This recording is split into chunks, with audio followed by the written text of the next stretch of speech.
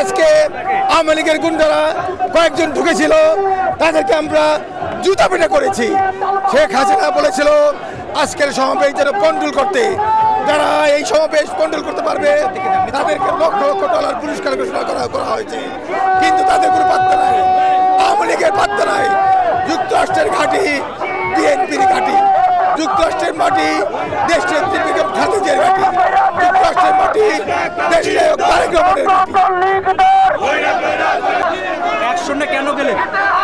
আমি তো একটু আগে বার্তা দিয়েছি TVN 24-কে, 24 ঘন্টা হয় 24 সেকেন্ডের ভিতরে প্রতিরোধ করছি।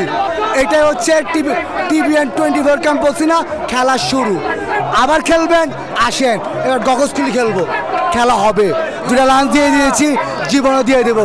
আমেরিকার মাটিতে আমরা ভয় পাই না, আর বাংলাদেশের তো খেলা আরো হবে। ধন্যবাদ। আমি অর্ক। আল্লাহ হাফেজ, বাংলাদেশ জিন্দাবাদ। আপনার হাতের কি অবস্থা? আমার হাতের অবস্থা, আমার লাঞ্চ 2টা নাই ভাই, হাতটা বাঁধে দিলাম।